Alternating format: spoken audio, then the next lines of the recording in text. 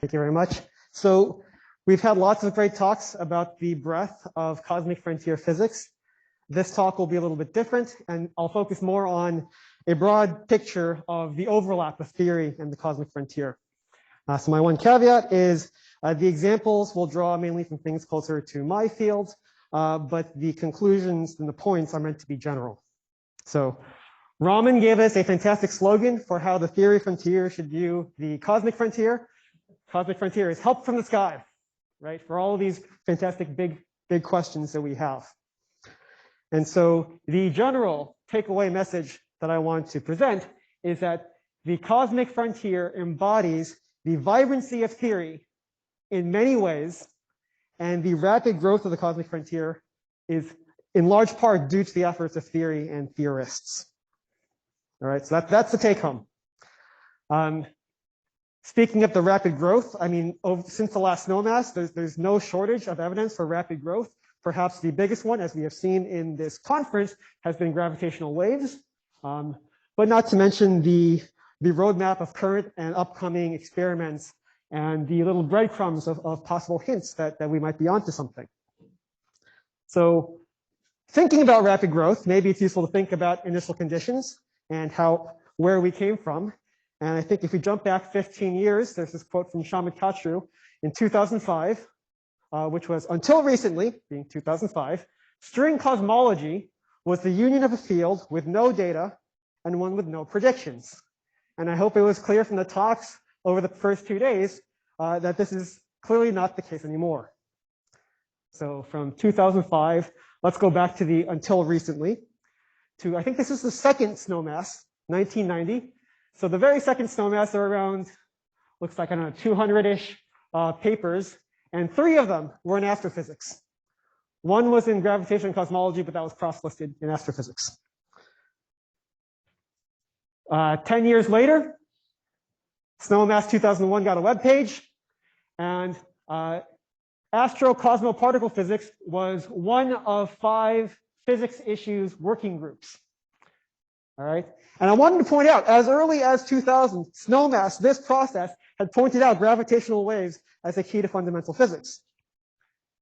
So fast forward again 12 years, we divided up Snowmass into frontiers, and the cosmic frontier was one of the frontiers, and we have this sense of substructure for how we organize the ways in which the cosmic frontier, help from the sky, connects to things like theory. And what this looks like today is this. So these are the working groups within topical groups within the cosmic frontier. The rough organizational principle is dark matter, dark energy, and cosmic acceleration, and beyond. Dark matter is divided into particle-like, wave-like, and phenomenology. Dark energy is late universe, early universe, and phenomenology and facilities. And I will have a few things to say about complementarity at the end. One way in which the vibrancy of theory is evident in the cosmic frontier is the leadership that is there at all levels. Right? Theory is well represented in leadership at all levels and in most of the white papers. I will make one quick organizational note that my job is to serve you to interface with this structure. So please contact me in that capacity if you need any assistance with navigating this structure. Okay. But my goal is, again, the vibrancy of theory in the cosmic frontier. And I think a useful way to organize that is this game of Mad Libs, which is something some of us played when we were kids, where you fill in the blank with a word. And I mention this because maybe we might be writing things that are due on March 15th. But too often, I think we talk about the nouns, right? Models or signatures or facilities. But to really highlight the vibrancy of theory, I think we should focus on the verbs. And some of the talks we had have already highlighted this. So here was from Raman's pheno overview. Raman offered us some verbs. Theory develops experiment. Theory capitalizes on experiment and further inspires this rich experimental ecosystem. Yoni also had some fantastic verbs. Theory defines targets, spurs development, invents new uses, interprets data. And I would like to offer a few more verbs. Theory motivates experiments, interprets, contextualizes, investigates, and empowers. And I want to do this in the context of the cosmic frontier. So the very lowest lying verb that we have is theory motivates experiment. And by this, I mean, if you're an experimentalist, the first thing you would think about with theory is probably, oh, these are BSM models that we want to look for, right? The lowest level thing. And this is important, and this is true. And, you know, in Snowmass 2013, we were careful about putting blobs that had some particular theory significance that were benchmarks. But I think what's really important is that we go beyond just this single verb. So how do we go beyond this single verb?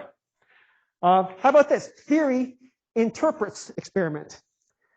So one way of thinking about models is that they are a language, right? Our Lagrangian, our effective theory, our simplified models are a language that interprets between experimental truth, some number of events in a detector, and physically meaningful parameters like couplings and masses.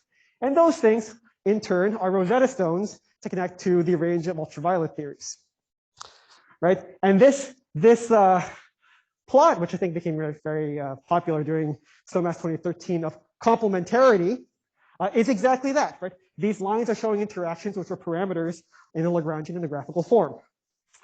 So one of the charges will be, where is this plot now, 10 years later? Because theory is a language. What do we do with that language? This leads to another verb. Theory contextualizes experiment.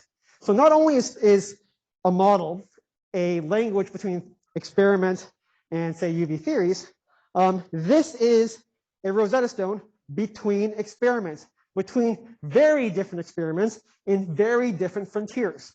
We are the glue of all of these different types of experiments to learn truth about nature. All right, so in this example, these are dark photon reach plots, let's say. The x-axis is the mass of a dark photon. The y-axis is something like the kinetic mixing. It's not that the dark photon itself is some holy thing, but this is a useful benchmark for things that behave like light mediators. And with this benchmark theory, we're able to compare very different types of experiments across different frontiers. And not only that, we're able to understand where there are gaps and where there are opportunities to make discoveries. So this banner is very much similar to the slogan for astronomy, multi-messenger, multi-wavelength, which I think in our discipline, we would say multi-probe, multi-scale. All right, so once you have a gap, once you see an opportunity, this leads us to another verb. And this is something that really has been ramping up in the cosmic frontier with theorists in the cosmic frontier over the past decade. Theory instigates experiment. So I say instigates because I think invent might be a little bit too strong, initiate might be a little bit too weak, but we heard from Felix on the first day about phaser. So phaser is an example of a study that was really initiated by theorists that is now taking actual novel data. And there's a white paper, I think with around 400 authors, that is led by a team of mostly theorists across different frontiers.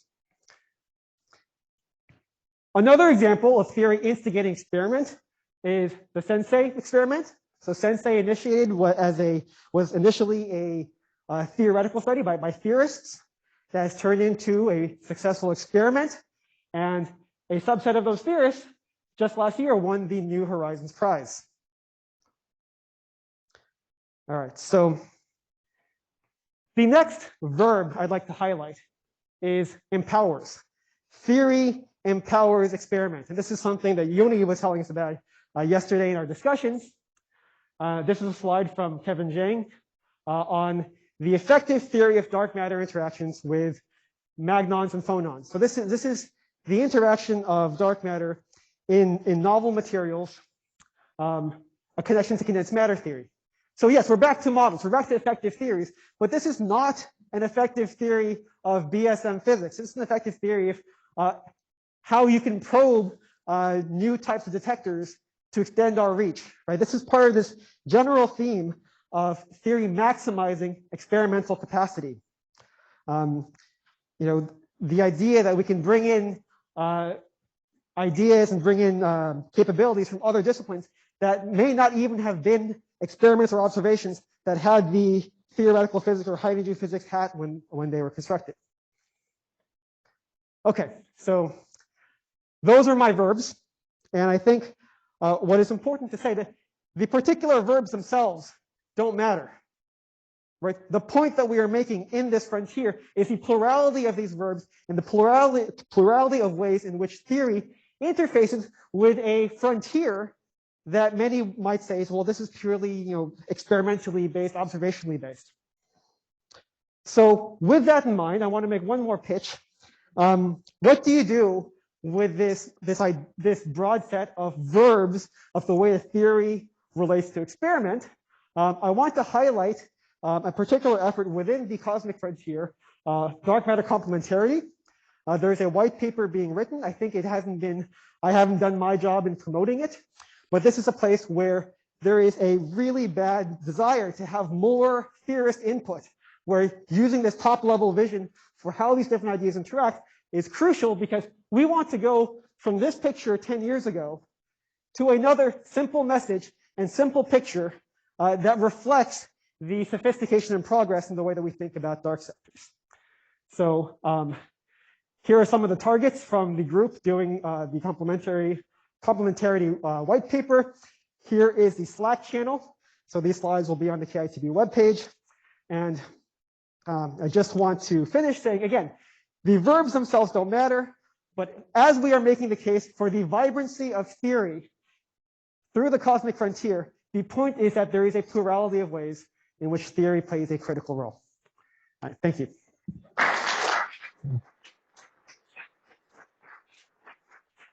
Okay, thanks a lot for a very nice talk. Question back there. Maybe someone can speak your name. This is Yoni Khan. So I'm really glad that you're the one giving this talk, because I can't imagine anyone better to draw a diagram that represents all the things that you just said. Just like, you have such a talent for visual art that kind of all I want to do is just like sit with you in a room for 24 hours where you just like make random graphics, and then we all just kind of figure out like which one represents this. Because I honestly think that's probably going to be the most efficient way to get across the message. So I hope maybe we can do some of that at the Snowmass meeting in Seattle. Thank you. But I mean, I will mention pragmatically that this was one of the calls from the complementarity white paper. That, I mean, making this case that we are really trying to make, having the right visualization and that direct message is really important. And that's why we need to have the vision from the theorists. Any other questions or comments? Or maybe out on the internet, on Zoom? Maybe if I can ask a question and then make a comment. So one question for you, Flip, is you gave us one excellent call of what we could contribute. Is there anything else that you feel like the theory frontier should be trying to bring to the cosmic frontier as we get towards the community summer study? Yeah, that's a great, also very practical question. And it's funny because the cosmic frontier has so many theorists involved that it's sometimes I struggle to figure out what my job is. So I will say one practical answer. Right now, what the work is, the work that I'm responsible for, is our white papers are on the Theory Frontier white paper database. The Cosmic Frontier is using the Early Career white paper database, and my job right now is making sure that everyone is aware of everything that's going on. Great, thanks. And now for the comment, which is more public embarrassment. So I just want everyone to know that, so Flip is responsible for creating, if you've seen our Twitter handle for Theory Frontier, we have a new visual identity which Flip made, and it's awesome, and it is already effective in the sort of these internet communications with getting people sort of excited about what's happening in the Theory Frontier. So I just want to publicly embarrass Flip and thank him for that very helpful contribution. Thanks a lot. Oh, this is